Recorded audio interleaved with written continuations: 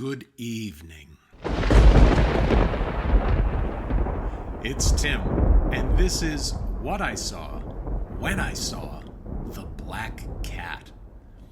I'm posting this video in time for Halloween, but really, any time of year is a fine time to be weirded out by this film starring Boris Karloff and Bela Lugosi. Watching this movie almost 100 years after it was made, you might chuckle at it more than jump out of your seat in fear, but I found The Black Cat compelling, especially from a writing perspective. When I watch a movie, I'm most interested in thinking about the decisions that the writer or writers have made and what decisions they could have made. The story for The Black Cat is credited to both the director, Edgar G. Ulmer, and to a writer named Peter Rurik, which is a pen name for author George Carroll Sims. Peter Rurik is also credited for the screenplay. By the way, the opening credits of The Black Cat claim that it is suggested by a classic by Edgar Allan Poe, but, well, that is a lie. This movie has the same title as the Poe short story, and both the movie and that story feature a black cat, but that's all they have in common. So let's look at the basic plot of the movie. Obviously, spoilers. Newlyweds Peter and Joan Allison are honeymooning in Hungary. In their company is Dr. Vitus, who is headed in the same direction. It's a dark and stormy night, and after a car accident, they seek shelter in the home of an architect named Polzig, who, we find out, is even creepier than he looks. Polzig is the grand wizard of a satanic cult, and he has designs to make of Joan Allison a human sacrifice to Lucifer. All seems lost for Peter and Joan until Dr. Vitus comes to their rescue, and the movie ends with the young couple escaping disaster and certain death. Now that plot alone would have made for a serviceable horror movie, but The Black Cat provides additional narrative layers that make the story much more interesting. So let's look at them one at a time. Layer number 1. Vitus and Polzig know each other. Conflict is always more interesting when it's personal, when the two people in conflict have a history with each other. Years earlier, Polzig coveted Vitus's wife, Karen, and when Vitus was imprisoned in Siberia after the Great War, Polzig told Vitus's wife that her husband had been killed in the war. Polzig married Vitus's wife and became stepfather to her daughter, also named Karen. Karen, the mother, died shortly thereafter from pneumonia, and Polzig married his own stepdaughter, telling her that her father, Dr. Vitus, died in prison. Now Dr. Vitus, having scoured the world to find Polzig, has returned to find his wife and daughter. Oh, but Dr. Vitus discovers, to his horror, that not only is his wife dead, but Polzig has preserved her in some kind of embalmed suspension so that he can admire her beauty. You feel like saying to Polzig, dude, that's why they have oil paintings. You don't need to go this far. Polzig tells Vitus that his daughter is dead too, although the truth is she is alive and upstairs, locked away. So there you have dramatic irony. We, the audience, know something that one of the key characters does not. That always makes the story more interesting. Now again, if you just had that as the story, that'd be great. But the film adds another layer of narrative. Layer number 2. Vitus and Polzig are each veterans of the Great War. Polzig commanded Fort Marimus, but from what Vitus says, it sounds like Polzig surrendered the fort to the Russians in exchange for his own escape. Vitus says that 10,000 men died, and they were the lucky ones. Polzig returned after the war to build his mansion home on the very site of Fort Marimus. Vitas says that the house has an atmosphere of death, which is a contrast to Vitas himself, whose name in Latin means lively. So in addition to the personal conflict between Vitas and Polzig, you have the larger conflict, the war. And throughout the movie are details that harken back to the war. The car accident that brings the Allisons and Dr. Vitas to Polzig's mansion takes place because of severe rain and a muddy road. Just before the accident, the driver is telling his passengers about the carnage of the Great War. Now that road could have been bone dry, but the driver, who's telling the story of the war, dies at the wheel.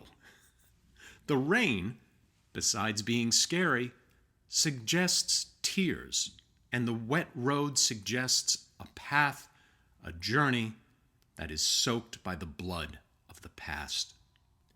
The Polzig house, which he himself designed, is a defense against death, and yet it is also the nexus of a satanic ritual. Now, the movie never states what Polzig hopes to gain or accomplish by making a sacrifice to Lucifer, but perhaps the movie doesn't have to. We can infer that Polzig likely wants eternal life with eternal beauty. Polzig tells Vitas that Karen, his wife, is unburied because Polzig wanted her beauty.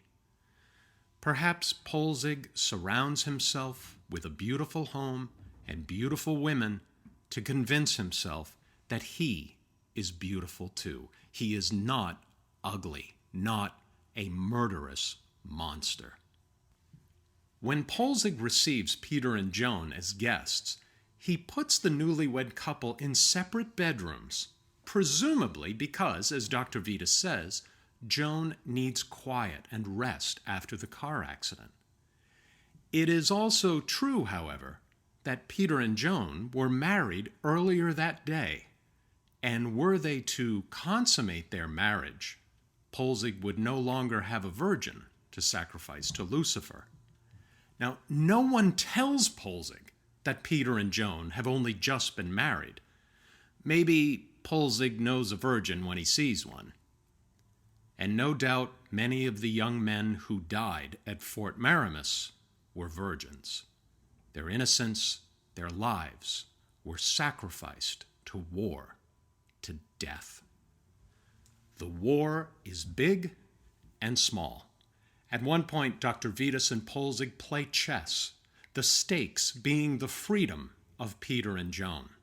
The two men then are like generals, squaring off with each other in battle, the fate of innocent people hanging in the balance. Vitas loses the chess battle, but he does not give up the war. And there is yet another layer to this narrative.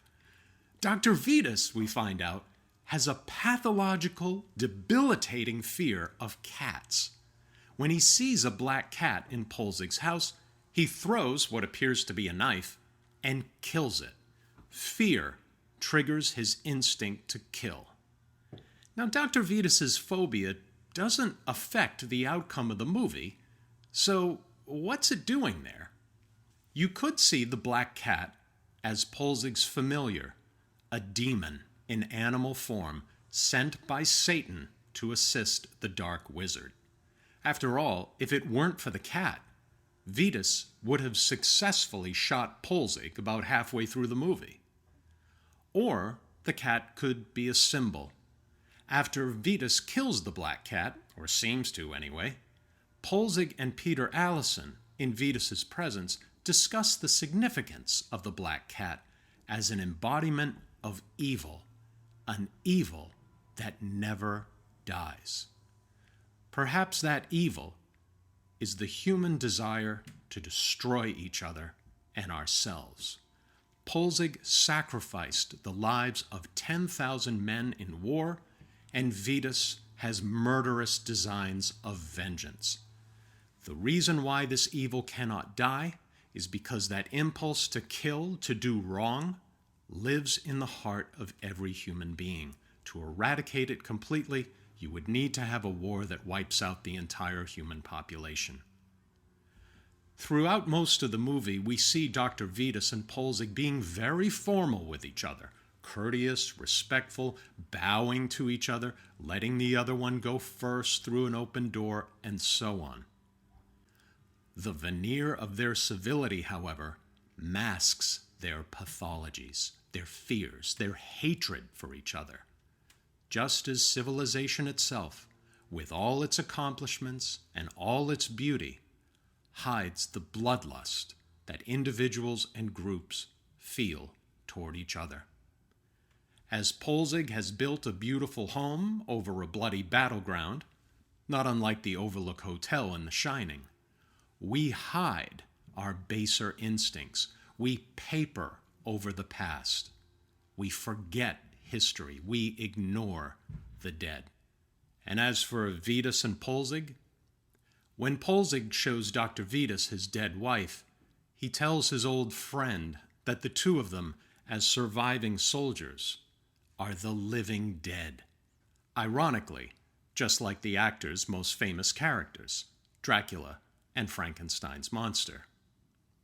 When Joan Allison discovers that Vidas's daughter is alive, Polzig kills his stepdaughter and wife. In so doing, he makes Vidas suffer, but he also leaves his nemesis alive with nothing to lose. That is never a good idea. In the end, Vidas seems to go mad. He loses any regard for Polzig's humanity. He skins him alive. But he also loses any will he has to live. He blows up the Polzig mansion with TNT from the old fort, and up goes him, Polzig, the Satanists. The war material of the past claims new victims. That is because the road that these people have chosen ends in death. Tellingly, though, we never see Vidas and Polzig perish. The possibility remains that they survived and will continue their fight, their struggle of life against death, good against evil, soldier against soldier. The Black Cat, what could easily have been a by-the-numbers, forgettable horror movie, is instead a layered narrative with a deeper message about humanity and its fatal flaws. Thanks very much for watching, and happy Halloween.